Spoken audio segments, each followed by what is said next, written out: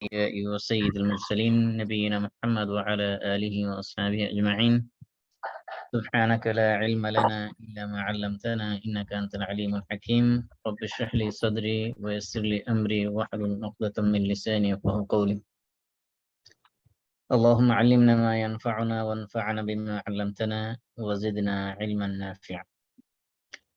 আলহামদুলিল্লাহ, আমরা সূরা তাওবার 38 থেকে 40 নম্বর আয়াত, এই তিনটা আয়াত নিয়ে আমরা আলোচনা করতেছিলাম, যেখানে আল্লাহ রাব্বুল আলামিন তাবুক যুদ্ধের প্রস্তুতি চলাকালীন সময়ে আল্লাহ রাসূল সাল্লাল্লাহু আলাইহি সাল্লাম সাহাবীদেরকে যখন যুদ্ধের জন্য প্রস্তুতি নিতে বের হতে আদেশ করেছিলেন, তখন সাহাবাদের মধ্যে যে গড়িমসি একটা ভাব দেখা দিয়েছিল, অনেকে ওজর আপত্তি পেশ করতেছিল। ওই মুহূর্তে আল্লাহ রাব্বুল আলামিন ঈমানদারদেরকে আল্লাহ রাসূলকে সাহায্য করার জন্য যে সকল অনুপ্রেরণামূলক, উৎসাহমূলক কথা বলেছেন, সেই কথাগুলো মূলত এখানে তুলে ধরা হয়েছে। এমনকি প্রথমত সাহাবীদেরকে তাদেরকে তিরস্কার করা হয়েছে যে তোমরা আখিরাতের তুলনায় দুনিয়ার জীবনকে তোমরা কি বেশি প্রাধান্য দিয়ে ফেলতেছো নাকি, যে তোমরা দুনিয়াকে জমিনকে আঁকড়ে ধরে বসে আছো, রাসূলের কথায় তোমরা যুদ্ধের জন্য আল্লাহ রাস্তায় বের হচ্ছে না।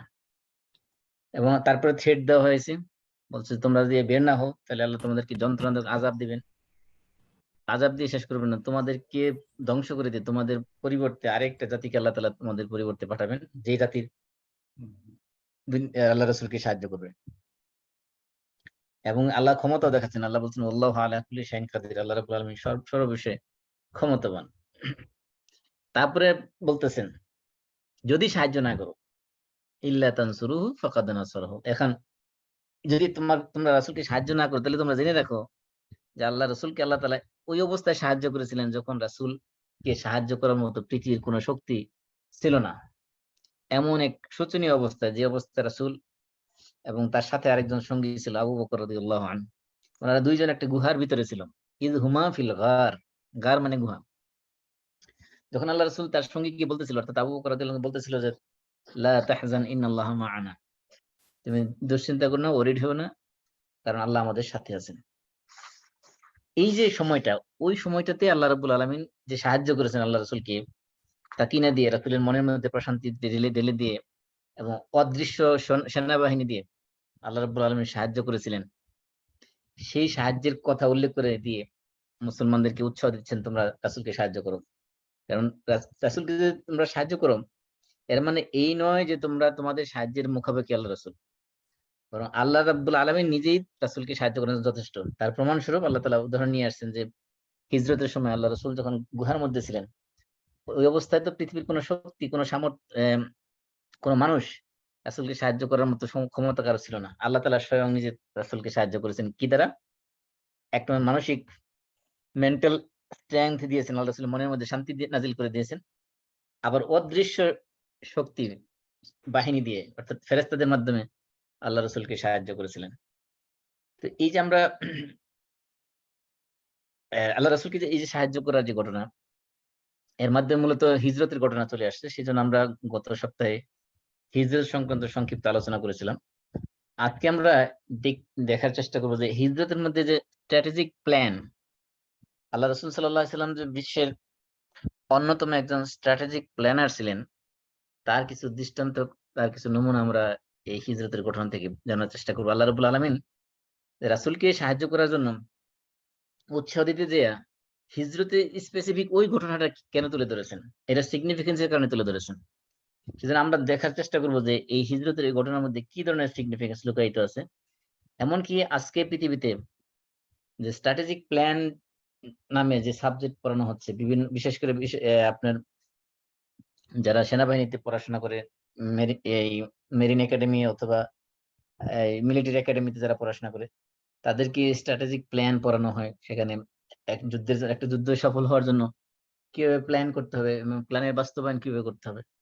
সাধারণত এই প্ল্যানের ক্ষেত্রে ৬টা পয়েন্টকে হাইলাইট করা হয়। ১ নম্বর হলো যে প্ল্যানের একটা টার্গেট থাকে, গোল থাকে। দ্বিতীয়ত হলো সেই গোলকে বাস্তবায়ন করার জন্য কিছু পলিসি তৈরি করা হয়। সেই পলিসি জন্য কিছু প্ল্যান তৈরি করা হয়। সেই প্ল্যান গুলোকে আবার বাস্তবায়নের জন্য কিছু পদ্ধতি বা পন্থা অবলম্বন করা হয়। তারপরে সর্বশেষ সেগুলোকে অ্যাসেসমেন্ট বা ইভালুয়েশন বা অ্যাপ্রাইজাল করা হয় যে ওই যে প্ল্যান অনুযায়ী কতটুকু কাজ হলো, কতটুকু বাস্তবায়ন হলো, কতটুকু সফল হলো বা ব্যর্থ হলো সেগুলো। এই যে 5টা বা 6টা পয়েন্ট যেগুলোর মাধ্যমে একটা স্ট্র্যাটেজিক প্ল্যান সফল পর্যায়ে নিয়ে যাওয়া হয়, এই সবগুলো পয়েন্ট আল্লাহ রাসূলের হিজরতের মধ্যে ছিল। আমরা একটা একটা করে যদি দেখি, প্রথম কি বলছি আমরা? প্রথম বলছিলাম যে সেখানে একটা প্ল্যান তৈরি করার আগে একটা টার্গেট সেট করতে হবে যে আমি এই প্ল্যানের মাধ্যমে কি অ্যাচিভ করতে চাই। তা আল্লাহ রাসূল সাল্লাল্লাহু আলাইহি ওয়াসাল্লাম হিজরতের আগে ওনারও কিছু প্ল্যান মানে টার্গেট ছিল, কিছু গোল ছিল। হিজরত থেকে তিনি কি অর্জন করতে চান। হিজরত থেকে তিনি যে প্রধান 5টা মৌলিক টার্গেট ওনার ছিল, তার মধ্যে অন্যতম ছিল যে ইকামাতু দীনিল্লাহ, আল্লাহ দ্বীনকে প্রতিষ্ঠা করা। আল্লাহ তাওহীদকে, আল্লাহর একত্ববাদকে আল্লাহর জমিনে প্রতিষ্ঠা করা। এটা ছিল একটা অন্যতম টার্গেট। কারণ এই তাওহীদের জন্য মুসলমানরা বেঁচে থাকে। মুসলমানরা আল্লাহর রাস্তায় জিহাদ করে নিজের জীবন উৎসর্গ করে দেয়। এই তাওহীদের জন্য প্রয়োজন হলে নিজের দেশ, নিজের মাতৃভূমি, নিজের বাড়িঘর, নিজের সংসার, নিজের জায়গা জমি, নিজের সহায় সম্পদ, স্থাবর অস্থাবর সমস্ত কিছু স্যাক্রিফাইস দিয়ে নিজের দেশ ছেড়ে দিয়ে অন্য দেশে চলে যেতে পারে। এটা তাহলে প্রথমত টার্গেট ছিল আল্লাহ দ্বীন প্রতিষ্ঠা করা। দ্বিতীয়ত হলো যে মুসলিম যে কমিউনিটি, মুসলমানদেরকে একটা নিরাপদ আশ্রয় নিয়ে যাওয়া। যে কাফের মুশরিকদের যে অমানসিক নির্যাতন, এই নির্যাতন থেকে মুসলমানদের একটা সিকিউর প্লেসে, একটা নিরাপদ জায়গায় নিয়ে যাওয়া, এটা ছিল আরেকটা টার্গেট। কারণ মক্কা যেহেতু মুসলমানদের জন্য বসবাসের একেবারে অনুপযোগী হয়ে গিয়েছিল, কাফের মুশরিকদের নির্যাতন স্টিমরোলার এমন পর্যায়ে পৌঁছেছিল যে মুসলমানদের জন্য আর সহনীয় সহ্য করা খুবই কষ্টকর হয়েছিল। এজন্য রাসূল সাল্লাল্লাহু আলাইহি ওয়াসাল্লাম সাহাবাদেরকে হাবশায়, ইথিওপিয়ায় হিজরত করার জন্য আদেশ করেছিলেন। এবং সর্বশেষ পালা হলো যে মদিনা হিজরতের পালা। তাহলে দ্বিতীয় টার্গেট ছিল যে এই যে মুসলমানদেরকে বিশেষ করে নও-মুসলিম যারা ছিল, দুর্বল যারা ছিল, তাদেরকে কাফের মুশরিকদের নির্যাতন থেকে রক্ষা করা।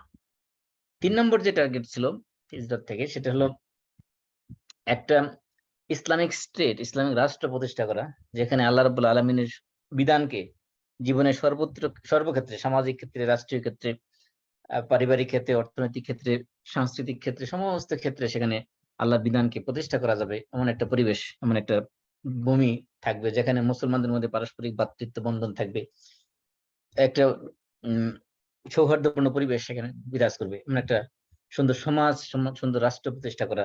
এইটাও হিজরতের একটা অন্যতম অংশ ছিল, উদ্দেশ্য ছিল বা টার্গেট ছিল।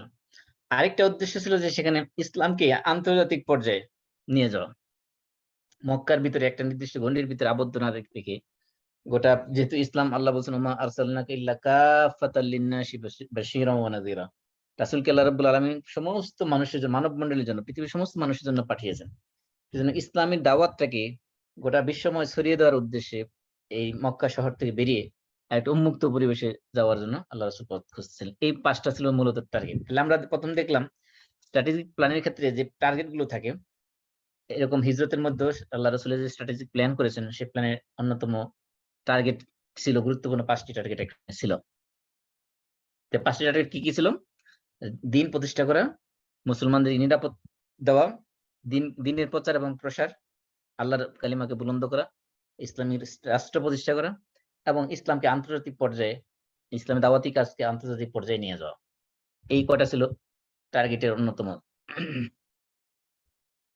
যদিও এগুলো আল্লাহ রাসূল বলে যান না যে আমার হিজরতের টার্গেট ছিল এগুলো। এগুলো যারা ইতিহাস, সিরাত স্টাডি করেছেন তারা এগুলো বের করেছেন বিভিন্ন টেক্সটের মাধ্যমে, কোরআন এবং হাদিসের পর্যালোচনা করার মাধ্যমে। তারপরে যে আজকে আমরা যে পলিসি, যে ওই যে প্ল্যান বা টার্গেট লক্ষ্যে পৌঁছার জন্য কিছু পলিসি তৈরি করা দরকার, কিছু মাইলস্টোন সেখানে থাকা দরকার। সে মাইলস্টোন গুলো কি কি ছিল সেগুলো আমরা জানি। প্রথমত যে পলিসি ছিল সেটা ছিল যে গোপন বিষয়, কনফিডেন্সিয়াল বিষয়কে, যেগুলো খুবই কনফিডেন্সিয়াল ইস্যু, সেগুলোকে সিক্রেট রাখা, গোপনীয়তা অবলম্বন করা। আল্লাহ রাসূলের একটা হাদিস আছে যদিও এই হাদিসের অথেন্টিসিটি নিয়ে বিভিন্ন মতামত আছে, তবে নাসিরউদ্দিন আলবানীর মতে এটা হাসান হাদিস। হাদিসটা হলো যে ইস্তাঈনু আলা কাদাই হাওয়াইজিকুম বিল কিতমান। হাদিসের অর্থ হলো যে তোমরা তোমাদের প্রয়োজন পূরণের জন্য গোপনীয়তার মাধ্যমে সাহায্য নাও। মানে কোন একটা কাজ যদি আপনি বাস্তবায়ন করতে চান, কোন একটা প্ল্যান, মানে সুন্দর একটা প্ল্যান যদি আপনি বাস্তবায়ন করতে চান, অনেক সময় সেটা মানুষের কাছে প্রকাশ না করে গোপনে গোপনে করা উত্তম। কারণ এমন হইতে পারে যে মানুষ যদি জেনে ফেলে আপনার প্ল্যানটা, তাহলে হতে পারে তারা সেটাকে আপনি নস্যাৎ করে দেয়, বরবাদ করে দেওয়ার জন্য অনেক ধরনের ষড়যন্ত্র করতে পারে। সেজন্য আল্লাহ রাসূলের হাদিস ছিল যে তোমরা তোমাদের প্রয়োজন পূরণ করার জন্য গোপনীয়তার মাধ্যমে সাহায্য নাও, অর্থাৎ সেটাকে গোপন রাখো যতক্ষণ এটা সফল হয়ে যায়। তো আল্লাহ রাসূল সাল্লাল্লাহু আলাইহি ওয়াসাল্লাম এই হিজরতের ব্যাপারটা গোপন রেখেছেন। এমনকি একটা সার্টেন পিরিয়ড পর্যন্ত ওনার একেবারে খুবই ঘনিষ্ঠ লোক এবং আন্তরিক অন্তরঙ্গ বন্ধু রাসূল সাল্লাল্লাহু আলাইহি ওয়াসাল্লাম একেবারে ঘনিষ্ঠ বন্ধু আবু বকর রাদিয়াল্লাহু তাআলা ওনার কাছে প্রকাশ করেন নাই। এমনকি যারা এই হিজরতের সময় গুরুত্বপূর্ণ ভূমিকা পালন করবে যে ব্যক্তিগুলো, তাদের কাছেও ডিসক্লোজ করেন না বিষয়টাকে। এমনকি আবু বকর রাদিয়াল্লাহু তাআলা আনহু যখন হিজরত করার জন্য প্রস্তুতি নিলেন, আল্লাহ রাসূল সাল্লাল্লাহু আলাইহি সাল্লাম ওনাকে বললেন, আলা রিসলিক ফা ইন্নী আরজু আন ইউযানা লি। আবু বকর রাদিয়াল্লাহু তাআলাকে আল্লাহ রাসূল বললেন, আপনি থামুন। মানে আপনার এখন হিজরত করার দরকার নেই, আপনি থাকেন। কারণ আমি আশা করতেছি যে আমাকে হিজরতের অনুমতি দেওয়া হবে।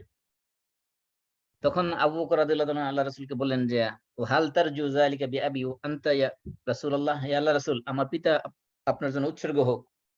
আপনি কি আশা করেন যে আপনাকে হিজরতের অনুমতি দেওয়া হবে? আল্লাহ রাসূল বলছেন, হ্যাঁ, আমি আশা করি আমাকে হিজরতের অনুমতি দেওয়া হবে। এজন্য আবু বকর রাদিয়াল্লাহু তাআলা নিজেকে কন্ট্রোল করে রাখলেন। মক্কা শহরে থাকলেন, হিজরত করলেন না মদিনায়।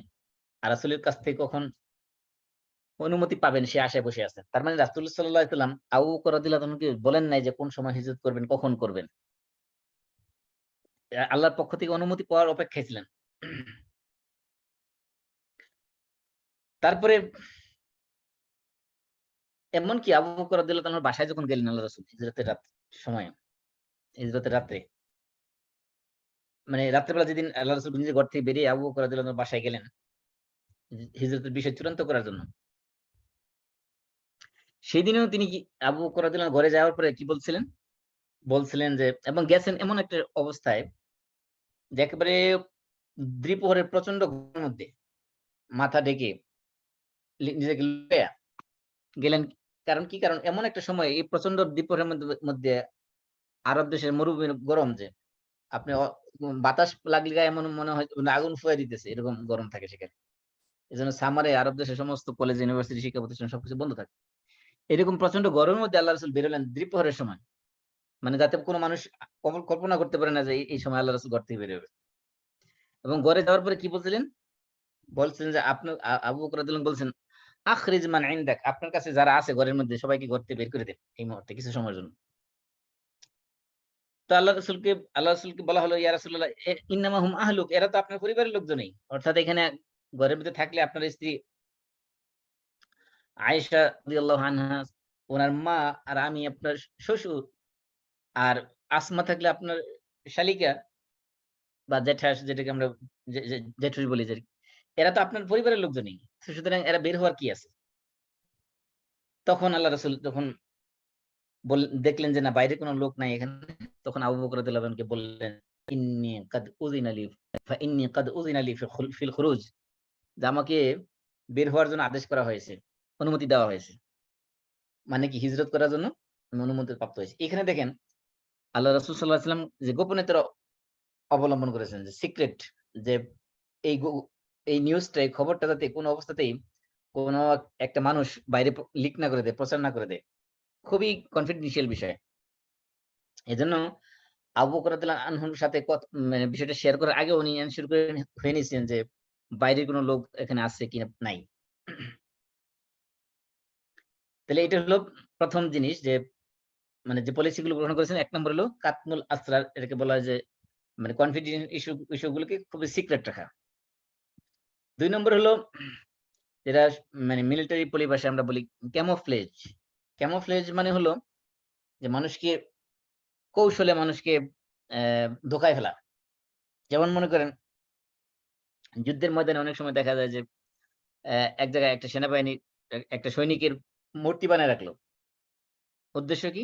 উদ্দেশ্য হলো যে প্লেন থেকে যখন অ্যা শত্রুরা দেখবে, মনে করবে যে এখানে একটা সৈন্য আছে, এখানে একটা বোমা ফেলে দেই। তো বোমা ফেললেও আসলে কিন্তু সেখানে কোন সৈনিক ছিল না। সেখানে ছিল একটা মূর্তি বানানো, একটা কাল্পনিক একটা মূর্তি বানানো। একটা মূর্তি বানায় রাখছে যাতে করে তাদের উদ্দেশ্য হলো ওই সৈনিকদেরকে ধোঁকা দিয়ে তাদের অস্ত্রগুলো, তাদের বোমাগুলো শেষ করে দেওয়া। মানে একটা এমন একটা বোমা খরচ করলো অথচ এটা কোন কাজেই লাগলো না। মানে অহেতুক খরচ করলো।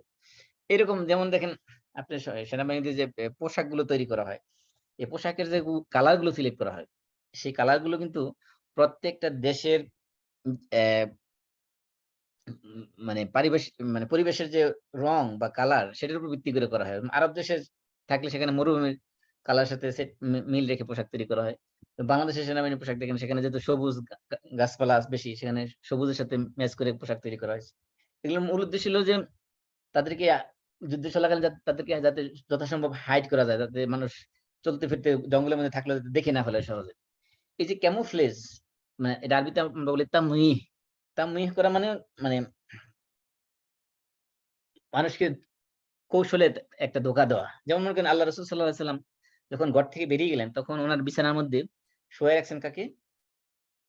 আলী ইবনে আবি তালিব রাদিয়াল্লাহু তাআলা আনহু। এটার মাধ্যমে তামিম করে মানে ক্যামুফলেজ করেছেন। ক্যামুফলেজ করেছেন কিভাবে? যাতে করে এই যে বাইরে যে যুবকরা পাহারা দিচ্ছিল যে ঘর থেকে রাসূল বেরিয়ে আক্রমণ করবে, তারা ঘরের ভিতরে যখন উঁকি দিয়ে দেখলো যে ভিতরে চাদর গায়ে দিয়ে একটা মানুষ শুয়ে আছে, তার মানে তারা মনে করতেছিল এখানে রাসূলই শুয়ে আছে। এই যে তাময়িহ করা, তাদেরকে মানে কৌশলে ধোঁকা দেওয়া, এটা একটা কৌশল। এটা একটা কৌশল তিনি অবলম্বন করেছেন।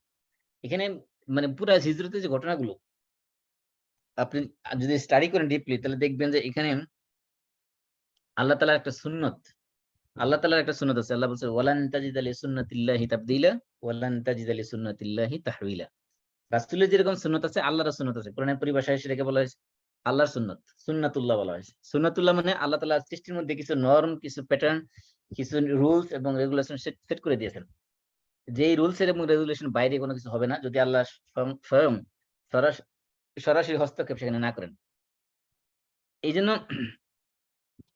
যেকোনো বিজয়ের জন্য সে আল্লাহ তাআলার সুন্নতকে ফলো করতে হবে। এজন্য আল্লাহ রাসূল সাল্লাল্লাহু আলাইহি ওয়াসাল্লাম এখানে আল্লাহর সুন্নতকে ফলো করেছেন।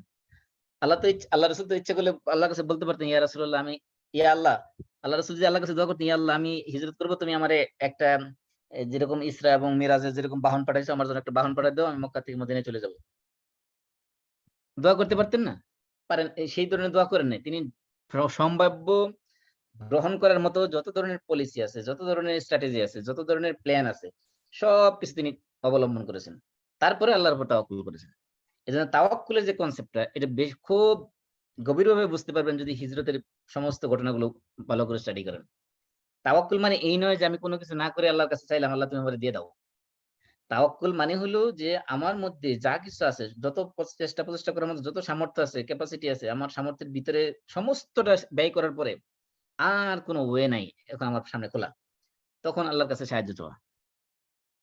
আল্লাহ রাসূল সেটাই করেছেন। দেখেন যে তিনি ঘর থেকে যখন বের হলেন, আবু বকর রাদিয়াল্লাহু আনহু ঘর থেকে যখন বের হলেন তখন ঘরের পিছনের দরজা দিয়ে বের হলেন। এবং বের হওয়ার পরে সাধারণত মক্কা থেকে মদিনা হলো উত্তর দিকে। তিনি যাওয়ার কথা উত্তর দিকে। তিনি গেলেন কোন দিকে? দক্ষিণ দিকে, ইয়ামেনের দিকে। দক্ষিণ দিকে ইয়ামেনের দিকে কারণ কারণ কি? কারণ উনি জানতেন যে মক্কার লোকজন যখন রাসূলকে খুঁজতে বের হবে, স্বাভাবিকভাবে তারা উত্তর দিকে ছুটবে, মদিনার দিকে ছুটবে। কারণ যেহেতু লোকজন ওই সময় মদিনায় হিজরত করতেছিল। তো রাসূল গেলে তো মদিনাতেই যাবে। তো মদিনার রাস্তা দিয়ে খুঁজবে। তো আল্লাহ রাসূল এখানে কি করলেন? তাদেরকে আরেকটা ধোঁকা দিলেন। যে তাদের তারা মদিনার পথে খুঁজুক কিন্তু রাসূল তো মদিনার পথে যাননি। তিনি গেছেন আরো দক্ষিণ দিকে, উল্টা দিকে, অপোজিট সাইডের দিকে। এমনকি আল্লাহ রাসূল যখন হাঁটতেছিলেন, ওই গাড়ে ছুটে যাওয়ার জন্য যখন হাঁটতেছিলেন, তখন রাসূল পায়ের আঙ্গুলের ফিঙ্গার টিপস এর উপর ভর দিয়ে আঙ্গুলের মাথার উপর ভর দিয়ে হাঁটতেছিলেন। কারণ কি? কারণ যাতে পায়ের ছাপ যাতে মাটির মধ্যে না পড়ে। কারণ আরব দেশের মানুষের মধ্যে খাবিরু আসারিল আকদাম এক শ্রেণীর লোক পাওয়া যেত। যারা মানুষের পায়ের চিহ্ন দেখে বুঝতে পারত এটা কোন লোকটা এইখান দিয়ে হেঁটে গেছে। এজন্য পায়ের যাতে চিহ্ন না পড়ে মাটিতে, বালিতে, সেজন্য পায়ের আঙ্গুলের উপরে ভর দিয়ে আস্তে টিপে হেঁটে হেঁটে গেছিলেন। তারপরে আবু বকর রাদিয়াল্লাহু তাআলার যে চাকর আমির ইবনে ফুহাইরা। আমির ইবনে ফুহাইরাকে দায়িত্ব দিয়েছে কি? যে আবু বকর রাদিয়াল্লাহু আনহুর ছেলে যখন মক্কা শহর থেকে খবর নিয়ে রাসূলের কাছে বা আবু বকরের কাছে খবর পৌঁছাবেন, সে এই যে আবু বকর রাদিয়াল্লাহু আনহুর ছেলে আব্দুল্লাহ যে হেঁটে যাবেন রাস্তা দিয়ে, হেঁটে যাতায়াত করলে প্রতিদিন একটা নির্দিষ্ট জায়গার মধ্যে, সেখানে রাস্তায় দাগ পড়ে যাবে। সেজন্য উনার চাকর আমির ইবনে ফুহাইরাকে দায়িত্ব দিলেন কি? যে আব্দুল্লাহ যখন এই রাস্তা দিয়ে হেঁটে যাবে, তখন তুমি তার পিছনে, পিছনে এই ছাগল বেড়া দুম্বার পাল চালায় নিয়ে যাবা। তাহলে এই ছাগল বেড়া দুম্বার পায়ের আঘাতে তার পায়ের চিহ্ন মুছে যাবে। এইখানে দেখেন যে গোপনীয়তার কোন লেভেলের, কোন ধরনের হিকমত তিনি অবলম্বন করেছেন। যে পায়ের চিহ্নের দাগ যাতে মুছে দেওয়া হয়। সেই অবলম্বন করেছেন। এইজন্য এই যে ক্যামোফ্লেজ এর কতগুলো পন্থা তিনি সেখানে ফলো করেছেন দেখেন। ক্যামোফ্লেজ তো এটা আমরা আধুনিক পরিবেশে জানি যে এখানে মিলিটারি সায়েন্স পড়ানো হয়, এখানে এগুলো অবলম্বন করা হয় যুদ্ধের ক্ষেত্রে মানুষকে শত্রুপক্ষকে ফাঁকি দেওয়ার জন্য। কিন্তু এই পন্থা আল্লাহ রাসূল ১৪৫০ বছর আগে অবলম্বন করেছেন। বিশেষ করে এই আলী রাদিয়াল্লাহু তাআলাকে যখন বিছানায় শোয়াইছিলেন, এটা চরম একদম বাস্তব পর্যায়ে একটা ক্যামোফ্লেজ বলা চলে। যাতে তারা মনে করে এখানে একটা মানুষ আছে, শুয়ে আছে, আসলে শুয়ে নাই। এখানে কেউ নাই। রাসূল নাই এখানে। আছে অন্য মানুষ। এই যে একটা মানে ফাঁকি দেওয়া মানুষ কৌশলে, এইটা একটা যুদ্ধের ক্ষেত্রে একটা স্ট্র্যাটেজি, একটা পলিসি। এই পলিসি তিনি অবলম্বন করেছেন। আরেকটা পলিসি ছিল যে এক্সপার্ট লোকদের সাহায্য নেওয়া। এটাকে বলা হয় ইস্তিআনা বিল খুবারা। আল্লাহ রাসূল সাল্লাল্লাহু আলাইহি ওয়াসাল্লাম দেখেন, ওই যুগের ত তৎকালীন সময়ের মক্কা শহরের সবচেয়ে বড় এক্সপার্ট যে লোকটা তাকে হায়ার করা হয়েছে এই কাজের জন্য। কারণ কাজটা যত বড়, এজন্য ইনভেস্টমেন্ট তত বড়। আল্লাহ রাসূল সাল্লাল্লাহু আলাইহি ওয়াসাল্লাম হায়ার করেছিলেন কাকে? আব্দুল্লাহ ইবনে উরাইকিত আদ-লাইসি। আব্দুল্লাহ ইবনে উরাইকিত আদ-লাইসি বিষয়টা খুবই একটা জটিল বিষয়। কারণ কি? কারণ তিনি তখনও কিন্তু মুসলমান ছিলেন না। তখন তিনি মুশরিক ছিলেন, কাফের ছিলেন। তিনি কিন্তু ইচ্ছা করলে আল্লাহ রাসূল এবং আবু বকর রাদিয়াল্লাহু আনহুর ব্যাপারটা মানুষের মধ্যে ডিসক্লোজ করে দিতে পারতেন। যেহেতু তিনি শত্রুপক্ষের লোক। কিন্তু উনাকে বাছাই করা হয়েছে উনার ২ টা গুণের কারণে। ১ নম্বর গুণ ছিল, উনি ছিল মক্কা থেকে মদিনায় যাওয়ার জন্য যত ধরনের রাস্তা আছে, সমস্ত রাস্তার ব্যাপারে সে ছিল এক্সপার্ট লোক। ডাইরেক্ট রাস্তা, ইনডাইরেক্ট রাস্তা, একেবারে সেই চিপাগুলির রাস্তা, সমস্ত রাস্তা তার নখদর্পণে ছিল। এটা ছিল একটা। তাহলে তিনি রাস্তার নলেজ উনার একেবারে জিপিএস এর মতো ছিল। সব রাস্তা উনার জানার মুখস্থ। ২ নম্বর কি যোগ্যতা উনার ছিল?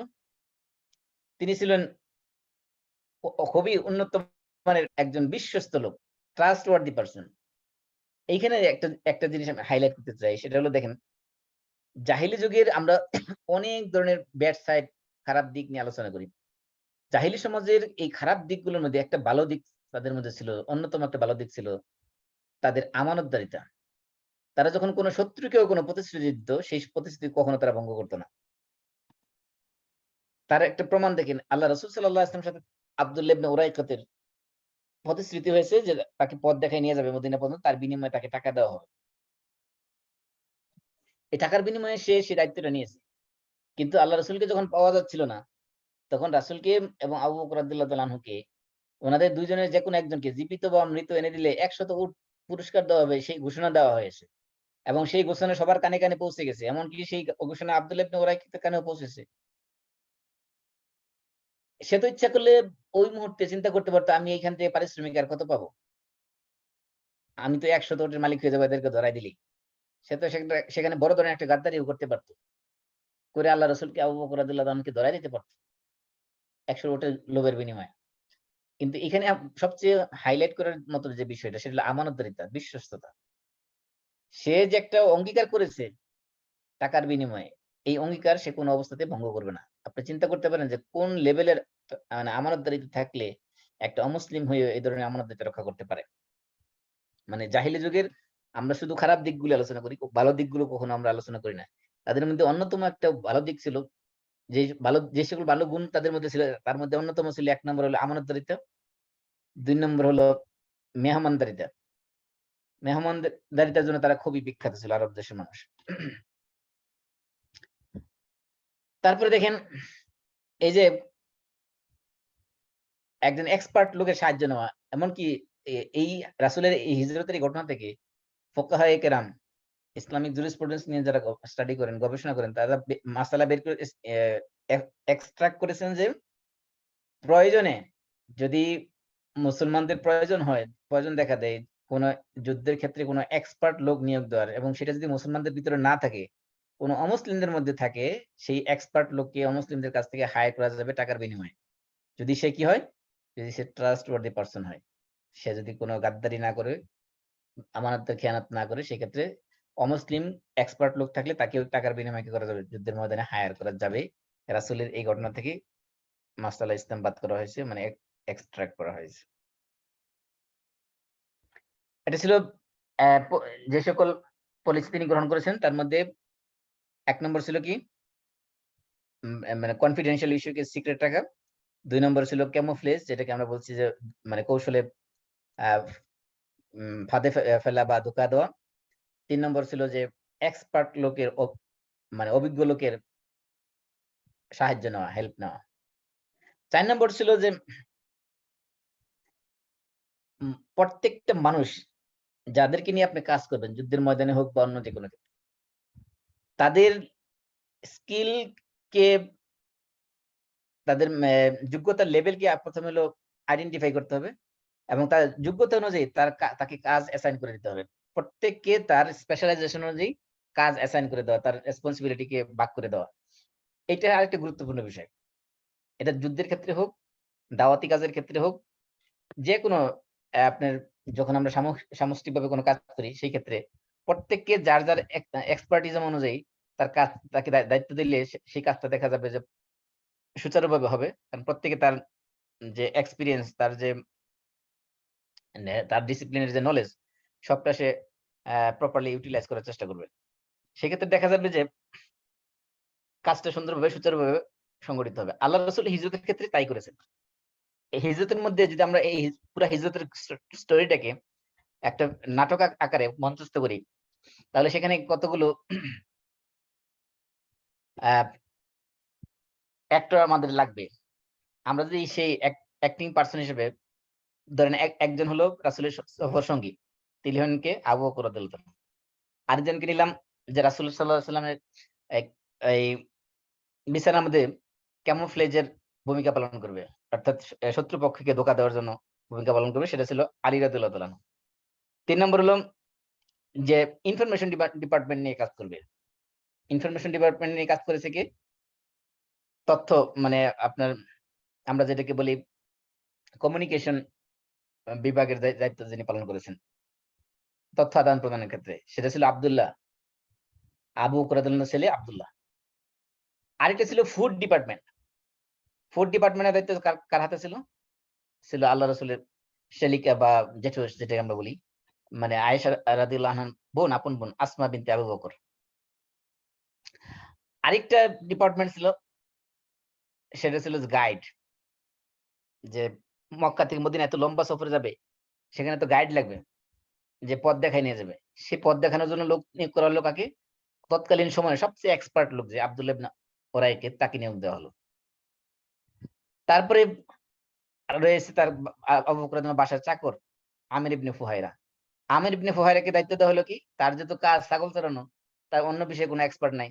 ওই ছাগল চড়ানোর কাজটাকেই এই হিজরতের ক্ষেত্রে কিভাবে কাজে লাগানো যায়, কিভাবে এই সহজ জিনিসটাকে একটা বড় ধরনের কৌশল হিসেবে কাজে লাগানো হয়েছে, চিন্তা করেন। ছাগল শুধু হাঁটায় নিয়ে যাবে, এই হাঁটায় নিয়ে যাওয়াটাও একটা যুদ্ধের কৌশল হিসেবে কাজে লাগানো হয়েছে। কিভাবে? যে এই ছাগল হাঁটানোর মাধ্যমে মানুষের পায়ের চলার দাগটাকে মুছে দেওয়া হবে। সুবহানাল্লাহ।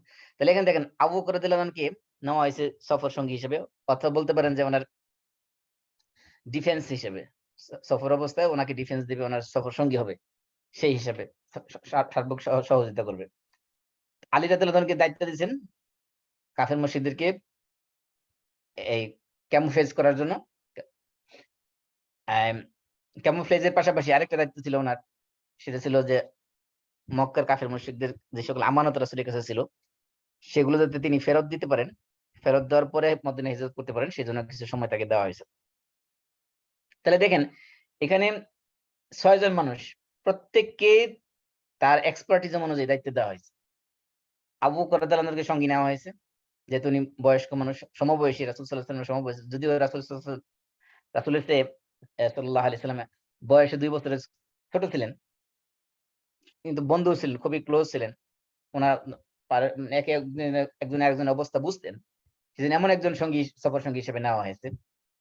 আলী রাদিয়াল্লাহু আনহু যেহেতু ইয়াং মানুষ, তাকে দায়িত্ব দেওয়া হয়েছে আমানত ফিরিয়ে দেওয়ার জন্য এবং সেই ক্যামোফ্লেজের ভূমিকা পালন করার জন্য। আব্দুল্লাহ ইবনে আবু বকর যেহেতু যুবক ছেলে, তাকে মক্কায় আসা যাওয়ার দায়িত্ব দেওয়া হয়েছে। সেই ৫ মাইল দূরে গাড়ে সৌরে সেখানে সন্ধ্যাবেলা খবর নিয়ে যাবে, আবার সকালবেলা আসবে সেখান থেকে। প্রতিদিন এই ৫ কিলো ৫ মাইল পথ হাঁটা যাওয়া আসা হিসেবে ১০ মাইল। এই যুবক লোক হিসেবে তাকে সেই দায়িত্ব দেওয়া হয়েছে। আসমা যেহেতু একজন মেয়ে মানুষ, সে ঘরের কাজ করে, রান্না-বাড়া করে। তাকে খাদ্য ডিপার্টমেন্টের দায়িত্ব দেওয়া হয়েছে। আর যেহেতু মুসলমানদের মধ্যে তখন মদিনায় মদিনা থেকে মদিনার পথ দেখাই নিয়ে যেতে পারবে এমন কোন এক্সপার্ট লোক ছিল না। সেজন্য নন মুসলিমদের কাছ থেকে হায়ার করা হয়েছে। এভাবে দেখা যাচ্ছে যে রাসূলের আরেকটা জিনিস খেয়াল করেন, এখানে গুরুত্বপূর্ণ বিষয় হলো যে এই হিজরতের পুরা প্যাকেজের মধ্যে শুধুমাত্র আব্দুল্লাহ ইবনে উরাইকে অর্থাৎ এই রাসূলের যে গাইড, এই গাইড ছাড়া বাকি সবাই কিন্তু রাসূলের শ্বশুরবাড়ির লোক। শ্বশুর শ্বশুরবাড়ির লোকজন একটা দাওয়াতি কাজের ক্ষেত্রে একটা দায়ীর জীবনে কতটা গুরুত্বপূর্ণ ভূমিকা পালন করতে পারে, এটা একটা গুরুত্বপূর্ণ বিষয়। এইজন্য আরেকটা জিনিস খেয়াল করেন এখানে, আল্লাহ রাসূল সাল্লাল্লাহু আলাইহি সাল্লাম কিন্তু এই যে পারিবারিক রিলেশন, এই রিলেশনের মাধ্যমে দাওয়াতি কাজ করেছেন কিভাবে দেখেন। আবু বকর রাদিয়াল্লাহু আনহু নিজের মেয়েকে রাসূলের সাথে বিয়ে দিয়েছেন। অর্থাৎ রাসূল আবু বকর রাদিয়াল্লাহু আনহু মেয়েকে বিয়ে করেছেন। আবার উমর রাদিয়াল্লাহু আনহু মেয়েকে রাসূল সাল্লাল্লাহু আলাইহি ওয়াসাল্লাম বিয়ে করেছেন। এই যে ৪ জন খলিফা, যে আবু বকর, উমর, উসমান রাদিয়াল্লাহু আনহুম এবং আলী রাদিয়াল্লাহু আনহুম, এই ৪ জন, যে ৪ জনের মধ্যে দেখেন ২ জনের কাছে নিজের মেয়েকে নিজে বিয়ে করে, ২ জনের মেয়েকে নিজে বিয়ে করেছেন, রাসূল নিজেই বিয়ে করেছেন।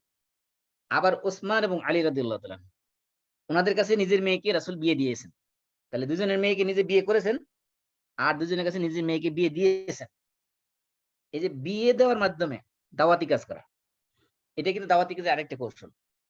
এবং দেখেন এই বিয়ের কারণে তাদের মধ্যে যে সম্পর্ক এমন গভীর হয়েছে এবং তারা এমন ডেডিকেটেড হয়েছে ইসলামের জন্য, এমনভাবে স্যাক্রিফাইস করেছে যার তুলনা ইতিহাসে খুব বিরল। আরেকটা জিনিস দেখেন যে আবু বকর রাদিয়াল্লাহু তাআলা আনহু উনার উনি কিন্তু এই তাবুক যুদ্ধে যাওয়ার সময় যে পরিমাণ সম্পদ নিয়ে আসছেন, যে একটা পোটলাতে করে কতগুলো নিয়ে আসছে, বলছে যে এগুলো আমার সব। আসলে উনি এত গরিব ছিলেন না।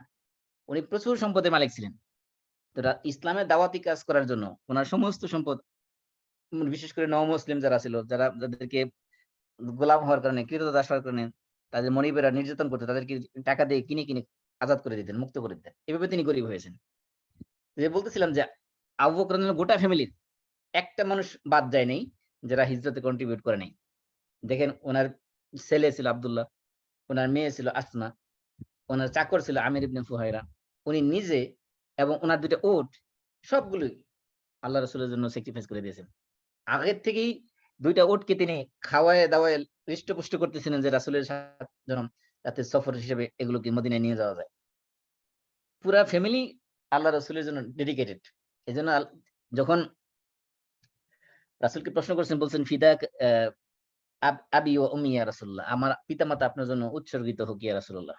মানে নিজের জীবন, নিজের পিতামাতা, নিজের সম্পদ, নিজের ছেলে, নিজের চাকর, নিজের মেয়ে, নিজের সবকিছু যা ছিল, নিজের বাহন সবকিছু রাসূলের জন্য ডেডিকেট করে দিয়েছেন। এমন স্যাক্রিফাইস তিনি করেছেন। তাহলে এই পলিসির মধ্যে কি ছিল? ১ নম্বর ছিল কনফিডেনশিয়াল ইস্যুকে গোপন রাখা। ২ নম্বর ছিল ক্যামোফ্লেজ বা কৌশলে তাদেরকে ফাঁকি দেওয়া। ৩ নম্বর ছিল এক্সপার্ট লোকের সাহায্য নেওয়া। ৪ নম্বর ছিল যে লোকজন যারা আছে, জনবল যারা আছে, ম্যান পাওয়ার যেগুলো আছে, এই ম্যান পাওয়ার এর তাদের যোগ্যতা আগে আইডেন্টিফাই করা এবং যোগ্যতা অনুযায়ী তাদেরকে কাজ অ্যাসাইন করা, তাদের রেসপনসিবিলিটি বুঝিয়ে দেওয়া। ৫ নম্বর ছিল যে উপায় উপকরণ অবলম্বন করার পরে আল্লাহর উপর তাওয়াক্কুল করা। আমরা তো অনেক সময় মনে করি তাওয়াক্কুল মানে হলো শুধুমাত্র আল্লাহর উপর ভরসা করে রাখা। না, আল্লাহর উপর ভরসা মানে হলো আগে কি করাম, আগে যত ধরনের আসবাব আছে, যত ধরনের সম্ভাব্য যত পদ্ধতি আছে, সবকিছু গ্রহণ করার পরে তারপরে আল্লাহর উপর তাওয়াক্কুল করা, সেটার নাম হলো তাওয়াক্কুল। আল্লাহ রাসূল সেটাই করেছেন, আসবাব গ্রহণ করেছেন। যেমন কি কাফের মুশরিকদেরকে তাদেরকে ক্যামোফ্লেজ করার জন্য আলী রাদিয়াল্লাহু আনহু বসাইয়াছেন। তারপরে তিনি এক্সপার্ট, রাস্তার ব্যাপারে এক্সপার্ট লোক তিনি আগে অ্যাসাইন করেছেন। আবু বকর রাদিয়াল্লাহু আনহুর মতো তিনি সফর সঙ্গী নিয়েছেন। তারপরে ২ টা বাহন আগে থেকে কিনে সেগুলোকে খাওয়ায় দাওয়ায় হৃষ্টপুষ্ট করে রেখেছেন। তারপরে গোয়েন্দাগিরির ব্যবস্থা করেছেন।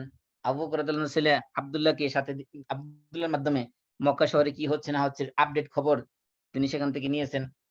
তারপরে রাসূল যখন ঘর থেকে বেরিয়েছিলেন, যখন মক্কার যুবকেরা রাসূলের ঘর চতুর্দিক থেকে পাহারা দিয়ে রাখছিল যে ঘর থেকে বেরিয়ে অতর্কিতে হামলা করবেন। তখন রাসূল সাল্লাল্লাহু আলাইহি ওয়াসাল্লাম এক মুষ্টি মাটি বা ধুলা হাতে নিয়ে সেখানে আল্লাহ কোরআনের আয়াত সূরা ইয়াসিনের আয়াত ওয়াজআলনা মিন বাইনি আইদিহিম সাদ্দা ওয়া মিন খালফিহিম সাদ্দান ফাআগশাইনাহুম ফাহুম লা ইউবসিরুন, এই আয়াত পড়ে ফু দিয়ে তাদের চোখের মুখে মেরেছিলেন। এই যে কাজগুলো করেছিলেন, এই সবগুলো হলো আখযু বিল আসবাব, অর্থাৎ উপায় উপকরণ অবলম্বন করা। সব উপায় অবলম্বন করার পরে তারপরে যখন গাড়ে ঘোড়ায় পৌঁছে গেছেন, সরি গাড়ে সুরে যখন পৌঁছলেন, সেখানে যখন কাফের মুশরিকরা পৌঁছে গেল, কিন্তু সেখানে তো আর বাঁচার মতো কোনো উপায় নেই। তখন তিনি কি করেছিলেন? তখনই আল্লাহর উপর তাওয়াক্কুল করেছিলেন। তাওয়াক্কুল আগের থেকে ছিল, কিন্তু আগের থেকে তাওয়াক্কুল ছিল এই আসবাবগুলো, অর্থাৎ এই উপায় উপকরণগুলো অবলম্বন করার মাধ্যমে। তারপর যখন দেখছেন যে এখন আর উপায় উপকরণ কোনো কিছু অবলম্বন করার মতো কিছু নাই সাথে, তখনই তিনি বলছেন আবু বকরকে যে লা তাহজান, আবু বকর তুমি দুশ্চিন্তা করো না, টেনশন করো না, ইনাল্লাহা মাআনা, আল্লাহ তো আমাদের সাথে আছেন। তাহলে এই যে শিক্ষাটা, যে সেটা হলো যে যত ধরনের উপায় উপকরণ আমাদের হাতের কাছে আছে, এভেইলেবল যত রিসোর্স আছে, সবগুলোকে প্রপারলি ইউটিলাইজ করতে হবে। তারপরে আল্টিমেট রেজাল্ট পাওয়ার জন্য আল্লাহর উপর তাওয়াক্কুল করতে হবে। সেটাই হলো হিজরতের শিক্ষা, সেটা হলো তাওয়াক্কুলের সঠিক লেসন এখান থেকে আমরা পাই। তাহলে আমরা স্ট্র্যাটেজি প্ল্যানের 2nd পয়েন্ট শেষ করলাম। তৃতীয় যে পয়েন্ট স্ট্র্যাটেজিক প্ল্যান, সেটা হলো স্ট্র্যাটেজিক প্ল্যানের খোত্তা রেডি করা, স্ট্র্যাটেজিক প্ল্যান তৈরি করা এবং সেটাকে বাস্তবায়ন করা। তো বাস্তবায়ন আল্লাহ রাসূল কিভাবে করেছেন? প্ল্যান করেছেন ঠিক আছে, যেভাবে হিজরত করবেন, সেই প্ল্যানটাকে তিনি বাস্তবায়ন করেছেন কিভাবে দেখেন। প্রথমত হলো যে রাসূল সাল্লাল্লাহু আলাইহি ওয়াসাল্লাম হিজরত করার আগেই মদিনা থেকে যে সকল লোক মক্কায় আসতো হজের উদ্দেশ্যে, তখনও মুসলমানদের তো হজ ফরজ হয়নি। কিন্তু মক্কার কাফের মুশরিকরা মদিনার বিভিন্ন এলাকার লোকজন মক্কাতে তখনও হজ করতে আসতো। তখনকার হজ ছিল মক্কার আশেপাশে ৩৬০ টা মূর্তি ছিল, সেগুলোকে খুশি করার জন্য তারা সেখানে উলঙ্গ হয়ে তাওয়াফ করত। সেটাই ছিল তাদের হজ। যাই হোক, এই যে মক্কা বিভিন্ন এলাকা থেকে মক্কায় যে লোক আসতো, বিশেষ করে মদিনা থেকে যারা আসতো, তাদের সাথে আল্লাহ রাসূল সাল্লাল্লাহু আলাইহি ওয়াসাল্লাম স্পেশালি সাক্ষাৎ করতেন এবং তাদেরকে ইসলামের দাওয়াত দিতেন গোপনে, গোপনে। আমরা এই যে গত আলোচনার মধ্যে বলেছি যে আকাবার যে ১ম শপথ এবং আকাবার ২য় শপথ, যেখানে আল্লাহ রাসূল সাল্লাল্লাহু আলাইহি ওয়াসাল্লামের কাছে হিজরতের নবুয়তের ১১তম বছরে এবং ১২তম বছরে মদিনা থেকে লোক আসছিল। ১১তম বছরে আসছিল ৬ জন, ১২তম বছরে আসছিল ১২ জন। অ্যা এবং এই ১২ জনের সাথে ১২ জন যখন ফেরত যায়, তখন তাদের সাথে আল্লাহ রাসূল সাল্লাল্লাহু আলাইহি ওয়াসাল্লাম উনার পক্ষ থেকে মুসআব ইবনে উমাইরকে সাফির হিসেবে, অ্যাম্বাসেডর হিসেবে তাদের দাওয়াতি কাজের জন্য পাঠিয়েছিলেন তার সাথে। এর পরের বছর ১৩তম বছর, অর্থাৎ হিজরতের অ্যা যে বছর হিজরত করা হয়েছে সেই বছরই মদিনা থেকে আসছিল প্রায় ৭০ জনের উপরে লোক। এই যে লোকগুলো আসছে, তাদেরকে ইসলামের দাওয়াত দেওয়া হয়েছে এবং আল্লাহ রাসূল সাল্লাল্লাহু আলাইহি ওয়াসাল্লাম এই যে মুসআব ইবনে উমাইরকে পাঠিয়েছেন একজন অ্যাম্বাসেডর হিসেবে, সাফির হিসেবে মদিনাতে। এগুলো সবই ছিল যুদ্ধের আপনার, এটাকে আমরা কি বলতে পারি যে ইনিশিয়ালাইজেশন বা প্রিপারেশন, অথবা উম মোবিলাইজেশন বলতে পারি আমরা, যে যুদ্ধের ক্ষেত্রে যেরকম মোবিলাইজেশন হয়, যে যুদ্ধের সেনাবাহিনীকে প্রস্তুত করা হয় বের হওয়ার জন্য, ঠিক তেমনি ভাবে এই যুদ্ধের এই হিজরতের ক্ষেত্রে কিছু ইনিশিয়ালাইজেশন অথবা প্রিপারেশন এর হিসেবে আল্লাহ রাসূল সাল্লাল্লাহু আলাইহি ওয়াসাল্লাম যে কাজগুলো করেছেন সেগুলো ছিল এগুলো, যে মদিনাতে আগে একটা উপযুক্ত ভূমি তৈরি করা, যেখানে মানুষজন গেলে, রাসূল গেলে, সাহাবীরা গেলে তাদেরকে ওয়েলকাম জানাবে, তাদেরকে অ্যাপ্রিশিয়েট করবে, তাদের প্রয়োজনটা বুঝবে, তাদেরকে অন্তর থেকে মহব্বত করবে, তাদেরকে এমপ্যাথি, সিম্প্যাথি সবকিছু দিবে। এমন একটা পরিবেশ তিনি আগে তৈরি করেছিলেন। সে তৈরি করার জন্যই এইজন্য আমরা জানি যে নবুয়তের ১২ তম বছরে যখন আকাবার ২য় শপথে যখন ১২ জন লোকের সাথে মুসআব ইবনে উমাইরকে পাঠানো হয়েছিল। পরবর্তী বছরে এই মুসআব ইবনে উমাইরের ১ বছরের দাওয়াতি কাজে চিন্তা করেন, ১ বছরে তিনি দাওয়াতি কাজ করেছেন। পরের বছর মদিনা থেকে মক্কায় লোক আসছিল ৭০ এর উপরে। তার মানে ১ বছরে তিনি কি পরিমাণে দাওয়াতি কাজ করেছেন। এবং এমন একজন লোককে তিনি বাছাই করেছেন আল্লাহ রাসূল দাওয়াতি কাজের জন্য, যে যার একেবারে ক্যারিজমেটিক পার্সোনালিটি যার আছে, যে অল্প সময়ে ব্যাপক পরিমাণে সফলতা অর্জন করতে পারবে দাওয়াতি কাজে, এমন একজন লোক বাছাই করে আল্লাহ রাসূল সাল্লাল্লাহু আলাইহি ওয়াসাল্লাম দাওয়াতি কাজের জন্য পাঠিয়েছিলেন।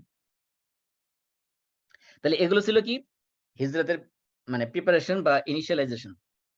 তারপরে হিজরতের ক্ষেত্রে হিজরত করার জন্য মানে যে সকল মিডিয়া দরকার, মাধ্যম দরকার, সমস্ত মিডিয়া তিনি গ্রহণ করেছেন। সমস্ত মাধ্যম তিনি আগের থেকে প্রস্তুত রেখেছেন। যেমন কি? যেমন আমরা ইতিপূর্বে বলেছি যে ২ টা বাহন সেখানে কিনা হয়েছে, যে ২ টা উট কিনা হয়েছে। তারপরে একজন এক্সপার্ট কে হায়ার করা হয়েছে। সেটা ছিল আব্দুল্লাহ ইবনে উরাইকিত, অ্যা যাকে গাইড হিসেবে হায়ার করা হয়েছে।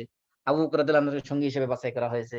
আলী ইবনে আবি তালেবকে বিছানায় রাখা হয়েছে এবং আমানত ফেরত দেওয়ার জন্য রাখা হয়েছে। আব্দুল্লাহকে মক্কার খবর নেওয়ার জন্য রাখা হয়েছে। আসমাকে খাবার রেডি করার জন্য রাখা হয়েছে। আমের ইবনে ফুহায়রাকে ছাগল দিয়ে মাটি ছাগলের পা দিয়ে রাস্তায় পায়ের চিহ্ন মুছে দেওয়ার জন্য রেডি করা হয়েছে। তার মানে হিজরত করার জন্য যত ধরনের যত জায়গা, যে রাস্তা দিয়ে যাবেন, যেখান দিয়ে যাবেন, যা কিছু লাগবে সবকিছু আগে থেকে প্রিপেয়ার্ড, ওয়েল প্ল্যান্ড। মানে এত সুন্দর প্ল্যান করা হয়েছে যে আপনি মনে করবেন যে মনে হয়েছে ১ বছর যাবত শুধু এটা আগে প্ল্যানিং করা হয়েছে। আসলে কিন্তু এগুলো সবকিছু আল্লাহ রাসূল আগে থেকে করে রাখছেন। তাহলে দ্বিতীয় হলো, প্রথম ছিল যে হিজরতের জন্য প্রিপারেশন। দ্বিতীয় ছিল যে আপনি যত ধরনের মিডিয়া দরকার হিজরত কাজের জন্য সেগুলো সবকিছু সমস্ত মিডিয়া গুলো আগে এভেইলেবল করা। ৩ নম্বর ছিল যে উপযুক্ত সময় নির্বাচন করা। এটা একটা গুরুত্বপূর্ণ জিনিস। আপনি যেকোনো দাওয়াতি কাজের ক্ষেত্রে, যেকোনো যুদ্ধের ক্ষেত্রে হোক, আর যেকোনো গুরুত্বপূর্ণ সিদ্ধান্তের ক্ষেত্রে এই সময় নির্বাচনটা সিলেক্ট করাটা অত্যন্ত গুরুত্বপূর্ণ জিনিস। আল্লাহ রাসূল সাল্লাল্লাহু আলাইহি ওয়াসাল্লাম দেখেন বের হলেন কোন সময়? একবারে প্রচন্ড দ্বিপ্রহরের সময়। যখন প্রচন্ড রৌদ্র থাকে এবং সে মানে মাথা ঢেকে আড়াল করে নিজেকে এবং এমনভাবে ঢুকলেন যে ওই সময়ে মানুষ রাসূল ঘর থেকে বের হইতে পারবেন, এটা কেউ কল্পনা করতে পারে নাই। এটা হলো একটা জিনিস। সময়টা খেয়াল করেন। আরেকটা একটা জিনিস হলো যে সময় রাসূল তো চিন্তা করতে পারতেন, আমি যেহেতু ঘর থেকে বেরিয়ে গেছি ডাইরেক্ট রওনা দেই মদিনার দিকে হিজরত করি। না। তিনি গেলেন উল্টা পথে ইয়েমেনের দিকে, দক্ষিণ দিকে। আবার যাওয়ার পরে সেখানে অবস্থান করলেন কয়দিন? ৩ দিন।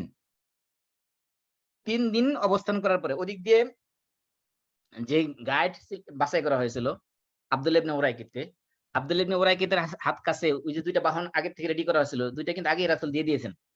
এবং বলে দিয়েছেন ৩ দিন পরে তুমি অমুক গুহায় অর্থাৎ গারে সাওরে যাইয়া আমাদের সাথে সাক্ষাৎ করবে।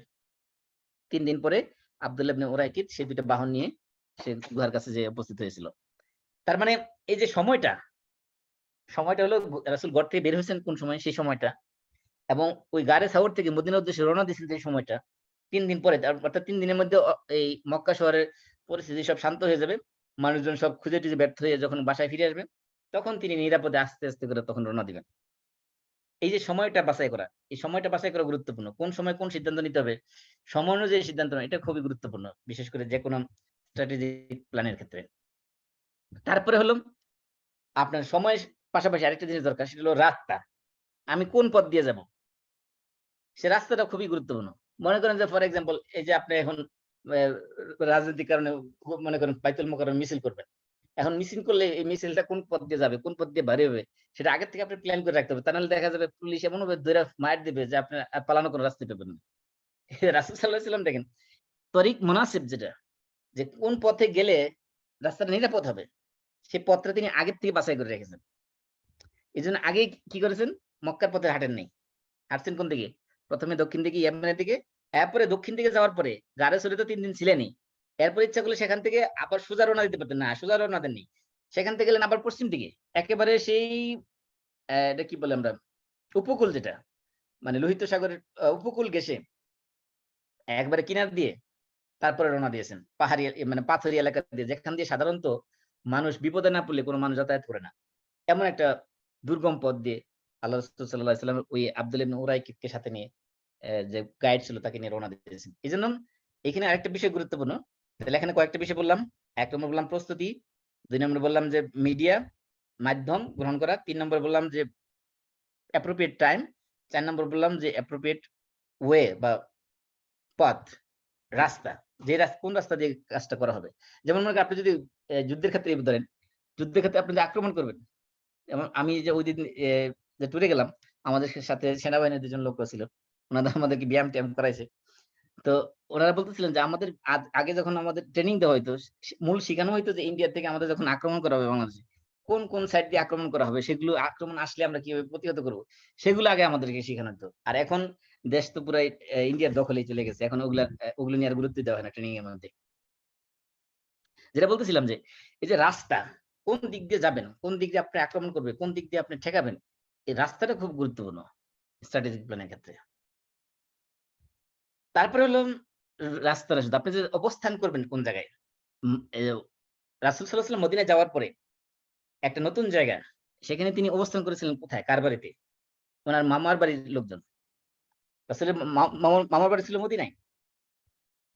সেই মামার বাড়ির লোকজনদের মধ্যেই তিনি অবস্থান করেছিলেন। সেখানে তিনি যাওয়ার পরে জিজ্ঞেস করছেন যে তাদের মধ্যে সবচেয়ে কাছে কার বাড়ি আছে? তখন আবু আইয়ুব আল আনসারী বলেছেন, "এই তো আমার বাড়ি হলো সবচেয়ে কাছে। এই যে আমার বাড়ি, এই আমার দরজা। তো সুতরাং আমার বাসায় চলে আসুন।" তখন আল্লাহ রাসূল আ কুমা আলা বারাকাতিল্লাহ, আল্লাহর বরকতের উপর চলো আমরা যাই বলে তিনি রওনা দিয়েছেন আবু আইয়ুব আল আনসারীর বাড়িতে। এই যে আবু আইয়ুব আল আনসারী বাড়ি তিনি সিলেক্ট করেছেন, এইটাও একটা স্ট্র্যাটেজিক প্ল্যানের অন্তর্ভুক্ত যে আপনি যে থাকবেন কোথায়, সেটাও একটা গুরুত্বপূর্ণ বিষয়। এই আবু আইয়ুব আল আনসারী বাড়ি সিলেক্ট করার মাধ্যমে ১ নম্বরে উনার মামার বাড়ির যে লোকজন তাদের যে অধিকার, সে অধিকার রক্ষা করা হয়েছে। তাদের মানসিক যে মনের যে চাহিদাটা, সেটা পূরণ করা হয়েছে এবং এর মাধ্যমে আল্লাহ রাসূল সাল্লাল্লাহু আলাইহি ওয়াসাল্লাম একটা নিরাপদ জায়গা তিনি বেছে নিয়েছেন। কারণ যেহেতু এখানে পুরা এলাকাটাই নতুন। এখানে এ সবাই যদিও এখানে অনেক মানুষ মুসলমান হয়েছে, কিন্তু কার মনের ভিতর কি আছে সেটা তো জানা মুশকিল। এজন্য একটা নিরাপদ জায়গা সেখানে গুরুত্বপূর্ণ ছিল। আল্লাহ রাসূল সাল্লাল্লাহু আলাইহি ওয়াসাল্লাম এমন নিরাপদ একটা আশ্রয়স্থল তিনি বেছে নিয়েছেন। এটা একটা গুরুত্বপূর্ণ জিনিস। আরেকটা গুরুত্বপূর্ণ জিনিস হলো সেখানে রাসূল সাল্লাল্লাহু আলাইহি ওয়াসাল্লাম যেই অ্যা পলিসি গুলো গ্রহণ করে, যে পদ্ধতিগুলো গ্রহণ করেছিলেন সেখানে হিজরতের পরে উনার যে টার্গেট গুলো বাস্তবায়ন করার জন্য, তার মধ্যে অন্যতম ছিল মসজিদ নির্মাণ করা। তিনি কোবায় সর্বপ্রথম মসজিদ নির্মাণ করেছিলেন। যে আমরা এর আগের আলোচনায় বলেছি যে তাকওয়ার উপর প্রতিষ্ঠিত যে মসজিদ সেটা ছিল কুবা মসজিদ। এই মসজিদের মূলত ৫ দফা কাজ এই মসজিদের মাধ্যমে করা হয়েছিল।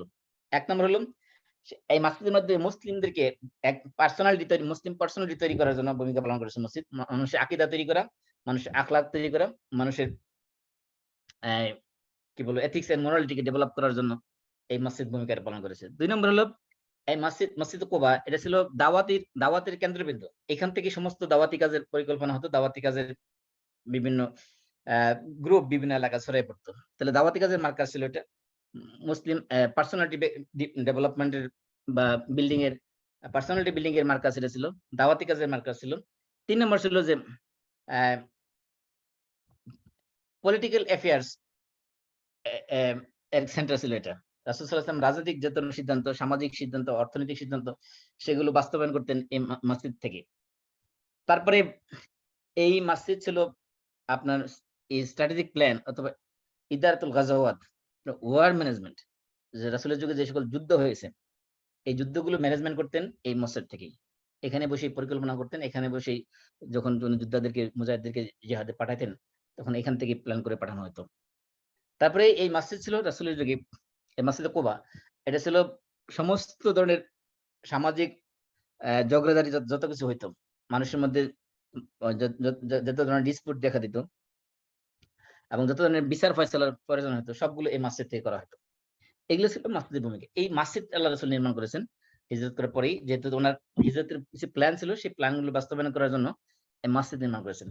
আরেকটা গুরুত্বপূর্ণ কাজ করেছিলেন সেটা হলো উখুয়া অর্থাৎ ইসলামিক ভ্রাতৃত্ববোধ, ব্রাদারহুড বা সিস্টারহুড, এগুলো তিনি মদিনায় প্রতিষ্ঠা করেছিলেন। উনার যে স্ট্র্যাটেজিক প্ল্যানের যে টার্গেট ছিল সেই টার্গেট বাস্তবায়ন করার জন্য আরেকটা কাজ করেছিলেন, মদিনায় ভ্রাতৃত্বপূর্ণ একটা সমাজ প্রতিষ্ঠা করেছেন। আমরা জানি যে রাসূল সাল্লাল্লাহু আলাইহি ওয়াসাল্লাম মদিনায় হিজরত করার পরে মদিনার আনসার এবং আনসার যারা, তাদের মধ্যে মুহাজিরদেরকে সাহায্য করার জন্য এমন মেন্টালিটি যাচ্ছিল যার ইতিহাসে খুব বিরল। তা সাহাবীরা এসে আল্লাহ রাসূলকে বলছেন, ইয়া রাসূলুল্লাহ ইন শি'তা ফাখুয মিন্না মানাজিলানা। ইয়া রাসূলুল্লাহ, আপনি যদি চান তাহলে আমাদের বাড়িঘর নিয়ে আমাদের মুহাজির আনসারদের মধ্যে ভাগ করে দেন। মুহাজিরদের সাহাবীদের মধ্যে ভাগ করে দেন। এমনকি সাহাবীরা এসে বলছে, ইয়া রাসূলুল্লাহ ইকসিম বাইনানা ওয়া বাইনা ইখওয়ানিনা নাখিল। আমাদের যে খেজুর গাছগুলো আছে এগুলো আমাদের বাগানে যে সকল গাছ আছে এগুলো অর্ধেক অর্ধেক করে আমাদের মাঝে আমাদের মুহাজির ভাইদের মধ্যে ভাগ করে দেন। তখন আল্লাহ রাসূল বলছে, লা, তোমরা এটা করতে পারবে না। খেজুর গাছ তোমাদেরই থাকবে। তবে কি তোমাদের মুহাজির ভাই যারা তারা তোমাদের খেজুর বাগানে কাজ করবে। এই কাজের বিনিময়ে তোমরা ফসল কি করবে? অর্ধেক অর্ধেক শেয়ার করবে। গাছ তোমাদেরই থাকবে। এরকম ভাবে তারা, আমরা জানি যে আল্লাহ রাসূল সাল্লাল্লাহু আলাইহি ওয়াসাল্লাম আব্দুর রহমান ইবনে আউফ এবং সাদ ইবনে রবি, উনাদের এই দুজনের মধ্যে ভ্রাতৃত্ব বন্ধন স্থাপন করেছিলেন। তো আব্দুর রহমান ইবনে আউফ ছিলেন মুহাজির, আর সাদ ইবনে রবি ছিলেন আনসার, এবং সে ছিল খুব সম্পদশালী আনসারদের মধ্যে অন্যতম। তো আয়েশা বলতেছিল যে আম তুমি যদি চাও তাহলে আমার যা সম্পদ আছে, সব জায়গা জমি আছে, সব তোমার অর্ধেক ভাগ করে দেই। আমার ২ টা স্ত্রী আছে, তোমার যেটা পছন্দ হয়। যদিও তখন পর্দার বিধান নাযিল হয়নি। তখন দেখার সুযোগ ছিল। তখন বলা হচ্ছে, আমার ২ টা স্ত্রী আছে, যেটা তোমার পছন্দ লাগে তাকে বলো। আমি ওকে তালাক দিয়ে দিব। সেটা তুমি তালাক দেওয়ার পর ইদ্দত শেষ হওয়ার পরে তুমি তাকে বিয়ে করে নিয়ে যাবে। তখন সে কি বলেছিল? আব্দুর রহমান আউফ বলছিল, না, আমার তোমার জায়গা জমির দরকার নেই, তোমার স্ত্রীর দরকার নেই। তুমি আমাকে বাজার দেখায় দাও। বাজার কোথায় আছে? তখন তিনি দেখায় দিলেন যে পাশেই বনু কাইনুকা নামক বাজার আছে। এই বাজার দেখায় দিলেন, যেটা ইহুদীদের বাজার ছিল। সেই বাজারে যেয়ে তিনি পনির এবং ঘি এগুলো কেনাবেচা করতেন। কেনাবেচা করার পরে দেখা যাচ্ছে ১ বছরের মধ্যে উনার হাতে প্রচুর পরিমাণ টাকা-পয়সা হয়ে গেল। তারপরে তিনি সেটাতে বিয়ে করেছিলেন। যেটা বলতেছিলাম যে এই যে সাহাবীদের মধ্যে যে ভ্রাতৃত্বের বন্ধন স্থাপন করেছেন, যে ধরে, ধরে আল্লাহ রাসূল সাহাবীদের মধ্যে ভাই বানায় দিয়েছেন যে এ তোমার ভাই। আবু বকর রাদিয়াল্লাহু আনহুর সাথে ভ্রাতৃত্ব বন্ধন করলেন খারিজা ইবনে যায়েদকে। ওমর রাদিয়াল্লাহু আনহু বাদশাহর সাথে ভ্রাতৃত্ব করলেন উতবা ইবনে মালিককে। আবু উবাইদা ইবনুল জাররাহর সাথে ভ্রাতৃত্ব করলেন আবু তালহাকে। আব্দুর রহমান ইবনে আউফের সাথে সাদ ইবনে রবি। জাফর ইবনে আবি তালেবের সাথে ভাই বানায় দিলেন মুআজ ইবনে জাবালকে। মুসআব ইবনে উমারের সাথে ভাই বানালেন আবু আইয়ুব আল আনসারীকে। আবু যর গিফারির সাথে ভাই বানালেন মুনজির ইবনে আমরকে। সালমান আল ফারিসির সাথে ভাই বানালেন আবু দারদাকে। তালহা ইবনে উবাইদুল্লাহর সাথে ভাই বানালেন কাব ইবনে মালিককে। জুবাইর ইবনে আওয়ামের সাথে ভাই বানালেন সালামা ইবনে সালামাকে। বিলাল রাদিয়াল্লাহু তাআলার সাথে ভাই বানালেন আবি রুয়াইহাকে। এরকম দেখা গেছে যে মুহাজির এবং আনসারদের মধ্যে ৯০ জন, কোন riwayat আছে ১০০ জন। তাদেরকে ধরে, ধরে ভাই বানালেন, তোমরা আজ থেকে দিনই ভাই ভাই। এই দিনই ভাই হওয়ার মানে কি জানেন? ওই সময়ের কোরআনের আয়াতের মাধ্যমে মিরাসের বিধান রহিত এই ভ্রাতৃত্বের কারণে মিরাসের বিধান রহিত হওয়ার আগ পর্যন্ত যারা ওই মদিনার মুহাজির যারা ছিল এবং আনসার যারা ছিল তারা একে অন্যের ওয়ারিস হইতো। অর্থাৎ কোন মুহাজির মারা গেলে তার সম্পদের মিরাস হিসেবে পাইতো তার মুসলিম ভাই। এই ভ্রাতৃত্ব বন্ধন এতটাই মজবুত ছিল ওই সময়। তো রাসূল সাল্লাল্লাহু আলাইহি ওয়াসাল্লাম উনার যে টার্গেট ছিল সেগুলো বাস্তবায়ন করার জন্য কি করেছেন? মসজিদ নির্মাণ করেছেন, মুআখাত করেছেন, ভ্রাতৃত্বের বন্ধন স্থাপন করেছেন। ৩ নম্বর একটা কাজ করেছেন, সেটা হলো ইসলামিক মার্কেট প্রতিষ্ঠা করেছেন। কারণ ছিল মক্কা থেকে যে লোকগুলো গেছে, তাদের যাদের সম্পদ ছিল তারা তো সম্পদ সব নিয়ে যেতে পারে নাই। স্থাবর অনেক সম্পত্তি ছিল। সেগুলো অনেকে তো নিয়েই কিছুই নিয়ে যেতে পারে নাই। রেখে দিয়েছে কাফের মুশরিকরা জোর করে। আর যা কিছু নিয়ে গেছে সেখানে তো যেগুলো স্থাবর সম্পদ সেগুলো তো নিয়ে যেতে পারে নাই। অল্প কিছু যা নিয়ে গেছে সেগুলোতে তাদের চলার মতো অবস্থা ছিল না, এবং মদিনাতে তাদের জায়গা জমি ছিল না। এজন্য আল্লাহ রাসূল সাল্লাল্লাহু আলাইহি ওয়াসাল্লাম চাইলেন যে তাদের আর্থিক যে অবস্থা, ফাইন্যান্সিয়াল যে অবস্থাটা, এটাকে ডেভেলপ করার জন্য বাজার প্রতিষ্ঠা করা ছাড়া কোনো বিকল্প নেই। তাছাড়া মদিনাতে যে বাজার ছিল, বিশেষ করে মদিনাতে আগের থেকে যেহেতু প্রতিষ্ঠিত ছিল ইহুদিরা, এবং ইহুদিরা ফাইন্যান্সিয়ালি খুবই সেখানে রিচ ছিল। তাদের সমস্ত বাজার নিয়ন্ত্রণ ছিল তাদের হাতে, এবং তাদের সবচেয়ে গুরুত্বপূর্ণ ব্যবসা ছিল সুদের ব্যবসা। এই সুদি কারবারি করার কারণে তাদের টাকা পয়সা ছিল প্রচুর পরিমাণে, এবং তারা মুসলমানদেরকে নির্যাতন করত। আর যেহেতু তারা আগের থেকেই এখানে এসেছিল, বিশেষ করে এই মদিনায় যে ইহুদি বনি নদীর, বনি কাইনুকা, বনি কুরাইজা, এরা কিন্তু কেউই মদিনার স্থায়ী বাসিন্দা না। এরা আসছে মূলত সিরিয়া থেকে। এ এ আপনার কোন এক যুদ্ধের সময় তারা সেখান থেকে পলায়ন করে তারপরে মদিনায় এসে তারা আস্তানা গেড়েছিল। তারা যেহেতু এখানে আগে আসছিল, আগে আসার কারণে। আর মদিনা ইয়াসরিবের যে আদি অধিবাসী যারা, তারা আসছিল মূলত ইয়েমেন থেকে ইহুদিদের পরে। তো ইহুদিদের পরে আসার কারণে ইহুদিরা যেহেতু আগের থেকে এখানে বসবাস করতো, সেজন্য তারা যে সকল এলাকায় বেশি ফসল ছিল, যে সকল এলাকায় বৃষ্টির পানি জমতো, ফসলের মাঠ ভালো ছিল, মিষ্টি পানির ব্যবস্থা ছিল, ওই সকল এলাকা তারা আগেই দখল করে নিয়েছিল। এজন্য ইহুদিদের বাজারগুলো ছিল উন্নত এলাকায়। আর মুসলমানদের যেহেতু বাজার, ইহুদিদের বাজার করা ছাড়া কোনো বিকল্প ছিল না, এজন্য আল্লাহ রাসূল সাল্লাল্লাহু আলাইহি ওয়াসাল্লাম একটা এলাকায় যেয়ে একটা কুব্বা স্থাপন করলেন। কুব্বা মানে উঁচু একটা তাঁবু স্থাপন করলেন, বললেন যে এখানে তোমাদের বাজার, এখানে তোমরা বসো।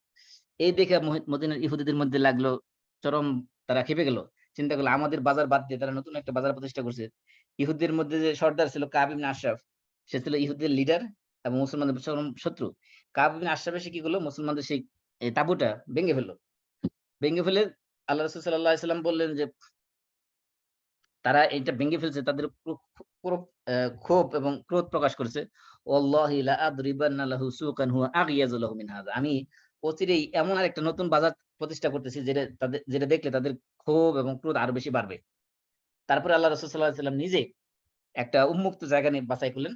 যদিও জায়গাটা খুব বেশি পরিচিত ছিল না, এবং সেখানে আল্লাহ রাসূল নিজে যেয়ে নিজে পা রাখলেন এখানে এবং বললেন যে হাযিহি সুকুকুম ওয়া লা তাতাহাজ্জারু ওয়া লা ইউদরাবু আলাইহিল খারাজ। যে এই জায়গা হলো তোমাদের বাজার, এখানে তোমরা বেচাকেনা করবে, এটা ছেড়ে তোমরা কোথাও যাবে না, আর এখান থেকে তোমাদের কোনো ট্যাক্সও নেওয়া হবে না। এভাবে আল্লাহ রাসূল সাল্লাল্লাহু আলাইহি ওয়াসাল্লাম সেখানে একটা বাজার প্রতিষ্ঠা করেছিলেন। তাহলে এই যে শুধুমাত্র এই প্ল্যানের যে মানে প্ল্যানকে বাস্তবায়ন করা, টার্গেটকে বাস্তবায়ন করার জন্য যে ধরনের স্ট্র্যাটেজিক প্ল্যান তিনি নিয়েছেন, প্ল্যানকে এক্সিকিউট করার জন্য কিছু কি বলে পদ্ধতি তিনি অবলম্বন করেছেন। সেই পদ্ধতিগুলো আবার তিনি এক্সিকিউট করেছেন। এক্সিকিউট করার পরে এখন আসছে সেগুলোকে ইভালুয়েশন করা, সেগুলোকে অ্যাসেসমেন্ট করা। আমরা যদি এখন অ্যাসেসমেন্ট করি তাহলে আমরা দেখতে পাবো যে আল্লাহ রাসূল সাল্লাল্লাহু আলাইহি ওয়াসাল্লাম হিজরতের কারণে মদিনায় একটা ইসলামী রাষ্ট্র প্রতিষ্ঠা হয়েছিল, যেটা ছিল টার্গেট। মদিনায় মুসলমানদের নিরাপদ আশ্রয়স্থল খোঁজা হয়েছিল, সেটা তো মুসলমানরা পেয়েছেন, সেটা বাস্তবায়ন হয়েছে। মদিনায় একটা ইসলামী সমাজ প্রতিষ্ঠা করার টার্গেট ছিল, সেই মদিনায় ইসলামী সমাজ প্রতিষ্ঠা হয়েছে। মদিনায় একটা ইসলামী রাষ্ট্র প্রতিষ্ঠা করার টার্গেট ছিল, মদিনায় ইসলামী রাষ্ট্র প্রতিষ্ঠা হয়েছে। মক্কা শহরের বাইরে আন্তর্জাতিক পর্যায়ে ইসলামের দাওয়াত পৌঁছে দেওয়ার টার্গেট ছিল, সেটা মদিনা হিজরতের মাধ্যমে হয়েছে। এভাবে আমরা যদি স্ট্র্যাটেজিক প্ল্যান গুলোকে যদি অ্যাসেসমেন্ট করি বা ইভালুয়েট করি, তাহলে আমরা দেখতে পাবো যে রাসূল সাল্লাল্লাহু আলাইহি ওয়াসাল্লাম যে টার্গেট নিয়ে কাজ করেছিলেন, সে টার্গেটের সবটি তিনি এই হিজরতের মাধ্যমে তিনি বাস্তবায়ন করেছিলেন।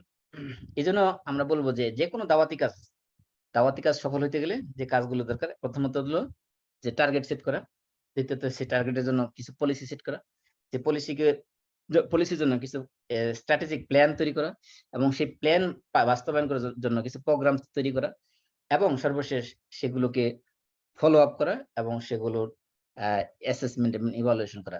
এগুলোর মাধ্যমে যেকোনো দাওয়াতি কাজ সফল হতে পারে। এইজন্য হিজরতের যে শিক্ষাটা, এই যে আল্লাহ তাআলা যে এখানে রাসূলকে তোমরা সাহায্য না করলে আমি ওই হিজরতের রাত্রে অ্যা যে হিজরতের সময় যে সময়ে কেউ রাসূলকে সাহায্য করার ছিল না। আবু বকর আর রাসূল একসাথে ছিল। ওই সময় যখন কাফের মুশরিকরা গুহার সামনে দাঁড়িয়ে ছিল, আবু বকর রাদিয়াল্লাহু উকি দিয়ে বলছেন, ইয়া রাসূলুল্লাহ, তারা তো নিচের দিকে তাকাইলে আমাদেরকে দেখে ফেলবে। তখন আল্লাহ তাআলা বলেছিলেন, আল্লাহ রাসূল আবু বকর সান্ত্বনা দিয়ে বলছিলেন যে, ইয়া আবা বকর মা যন্নুকা ফি ইসনাইন আল্লাহু সালিসুহুমা। হে আবু বকর, তোমার ওই ব্যক্তিদের সম্পর্কে কি ধারণা যাদের সাথে তৃতীয় আরেকজন আছেন আল্লাহ। এবং কোরআনে আল্লাহ তাআলা এই আয়াতের মধ্যে বলছেন লা তাহজান ইন্নাল্লাহা মা'ানা। এই যে ঘটনাটা আল্লাহ তাআলা উল্লেখ করেছেন, এর মাধ্যমে আমাদেরকে বোঝাতে চাচ্ছেন যে রাসূল সাল্লাল্লাহু আলাইহি ওয়াসাল্লাম এই যে ঘটনার হিজরতের মাধ্যমে যে স্ট্র্যাটেজিক প্ল্যান গুলো তিনি গ্রহণ করেছেন, যেভাবে তিনি ওনার প্ল্যানকে বাস্তবে রূপ দিয়েছেন এবং আল্লাহর উপর তাওয়াক্কুল তিনি কিভাবে করেছেন, এগুলো সবগুলো লেসন মূলত এই হিজরতের ঘটনা থেকে আমরা নিতে পারি। আমাদের সময় শেষ হয়ে গেছে। আপনাদের যদি কারো কোনো প্রশ্ন থাকে বলতে পারেন।